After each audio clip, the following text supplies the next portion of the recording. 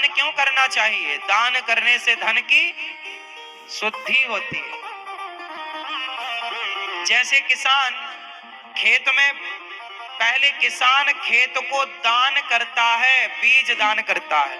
गेहूं बोता है तो वो देता ही तो है खेत को। क्यों जी, क्या करता है किसान?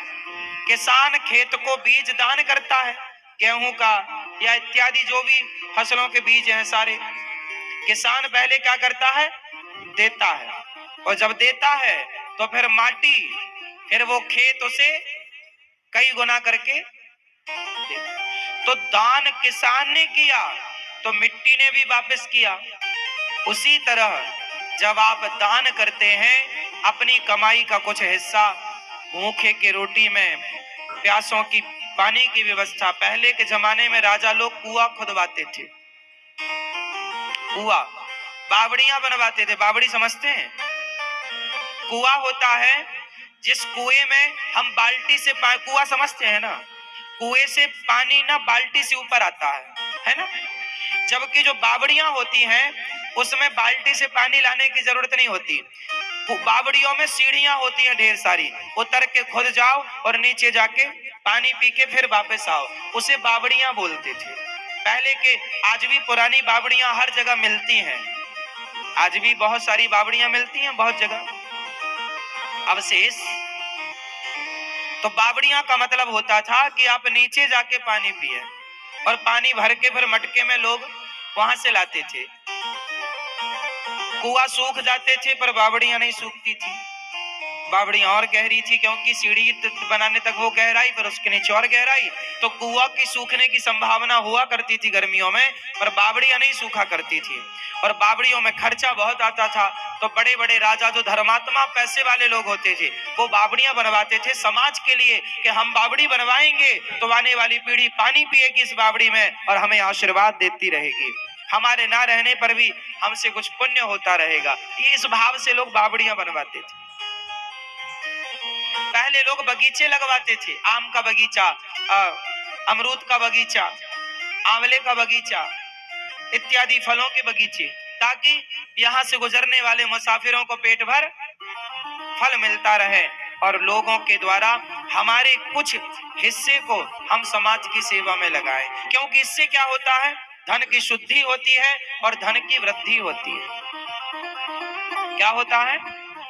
धन की शुद्धि भी होती है और धन की वृद्धि भी होती है, और आपकी दुर्गति से वो दिया हुआ दान आपको बचाता है। दानम दुर्गति नाशनम, दान करने वाले की कभी दुर्गति नहीं होती, वो आपको बचा लेता। जैसे दानवीर कर्ण ने बहुत गलत काम किया कि द्रौपदी की साड़ी खिंचती रही और वो तमाशा देखते रहे और चुपचाप रहे। लेकिन समाज में आज भी कर्ण का नाम आदर से लिया जाता है, तो केवल इसलिए कि उन्होंने दान दिया, तो उनके द्वारा दिए गए दान ने उनको दुर्गति से बचा लिया, वरना उनकी बड़ी दुर्गति होती, जैसे दुर्योधन इत्यादि की हुई। पर कर्ण बच गए। कर्ण की मृत्यु तो अधर्म से हुई क्योंकि उन्होंने अधर्म किया था, लेकिन फिर भी बहुत ज्यादा दुर्गति नहीं हुई।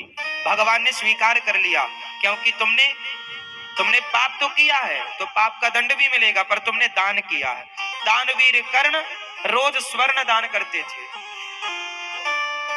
अपने कवच और कुंडल भी दान कर दिए थे, अपने कवच और कुंडल भी दान।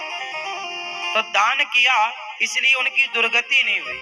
भगवान ने अपनी हथेली पर उनका अंतिम संस्कार किया, पता है आपको? कर्ण का अंतिम संस्कार भगवान ने वहां किया जिसका आज तक संस्कार हुआ नहीं, हाथ में, भगवान के कर कमलों में।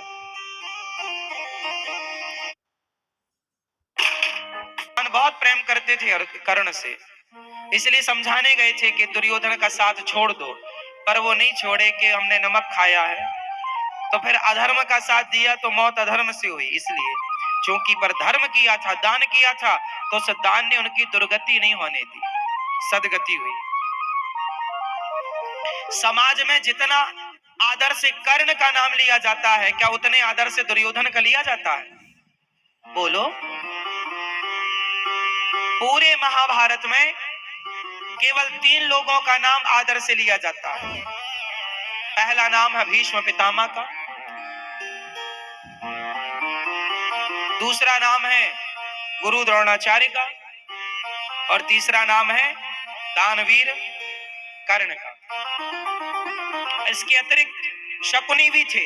क्या शकुनी का नाम इतने आदर से है?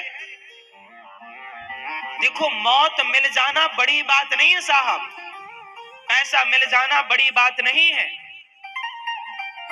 और समाज में आदर मिलना बहुत बड़ी बात। और आदर तब मिलेगा जब आप आदर के योग्य होंगे।